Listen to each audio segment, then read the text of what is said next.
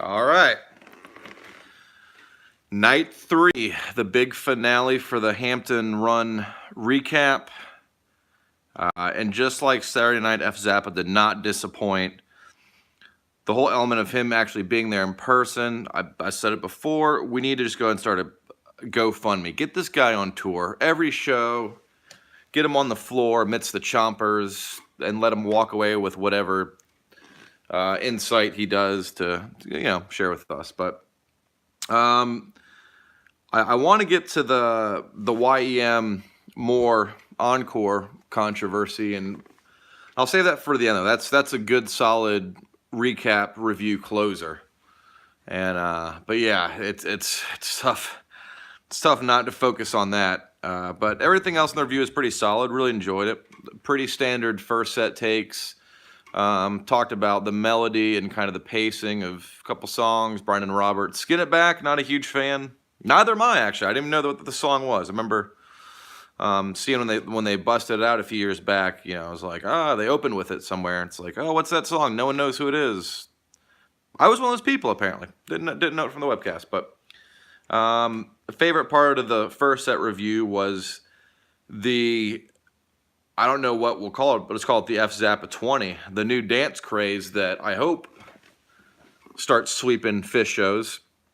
It could be the new meat stick, but I may not be getting it right. I'm not a good dancer. Not I'm a white guy, so obviously I don't have many moves. But I think it was something like jumping up and down, pointing to looking at the ceiling, right in the middle of that simple jam. It sounds like other people are picking up on it. It's already becoming a dance craze apparently. So I say out with the meat stick and with the F. Zappa 20. But yeah, wouldn't it be great if Phish, they try to do the meat stick dance for the world record. What if they're like, no, we're teaching you something new. We're gonna try and break the record. And I don't know, it's kind of a pipe dream, but Phish using the F. Zappa dance move as part of meat stick or any other song, I think would be a pretty legendary homage. Really getting into the second set. Apparently he's a fan of Wingsuit, and didn't really give the line a hard time, so may not be a noob, but definitely being a little bit nicer on the new songs than a lot of the old school fans would. I'm not saying anything about his fandom, but definitely a little bit nicer than other fans have been to Wingsuit. And the line, good lord, the line. Talk about a song that's gotten its share of beatings through the years. F. Zappa not falling into that category though.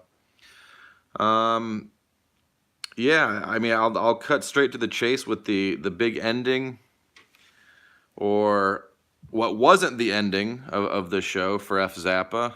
The moment he starts to hear the more encore, walks out. All right, band's done. No, they're not. We're just gonna come back out and play only the greatest fan favorite song in the history of the 30+ years of the band. Well, you're walking out the gates. No re-entry, buddy. Sorry. And it was sad to kind of, and I think a lot of us are probably calling for that. When you see more encore with a double encore, when's the last time they did double encore? Probably a decade plus. I mean, pretty incredible they decided to pull that one out on the one show where F. Zappa goes to, and I think, and here's what I think happened. If you want to try and tell me that Phish isn't aware of F. Zappa, this is going to prove you wrong. The Albany recap, he called the more encore for Friday. Okay, so he said, all right, so you guys, Hampton's on Friday, they're going to play more for the encore. That's when we're getting more. Didn't play it Friday. But what happened Friday? He didn't do a review. Fast forward to Sunday, the big finish of the weekend turns into Phish giving a little to F. Zappa. They play the more encore, the big finish, no tweezer reprise. As F. Zappa said, he took off, said, that's it, I'm out of here, they're playing more, I'm done. Then they go ahead and slip in there with the YM. So I feel that was a blatant shot at F Zappa after, you know, a little karmic payback for not having the review on Friday. Still, many fans, including myself, not happy about that. But yeah, I think that was the ultimate Phish move right there. I feel bad for the guy missing out on the Yems. Pretty killer Yem from what I listened to this morning. And another great review. And for me, this part was the biggest surprise. This was the curveball for this review. There's always been kind of a mystique, a little bit of enigma around F Zappa, and I've always kind of wondered, like, who is this guy? Where is he from? What is his actual name? What does he do for a living? What other bands does he like besides Phish? Probably none, but the moment when he kind of let it slip a little bit, he's talking about the introductions, the shaking hands. Hey, I'm Jimmy from North Carolina. He just for a second said, hey, you know, maybe I'll start introducing myself like that. Hey, I'm Kevin from Dayton. Kevin from Dayton.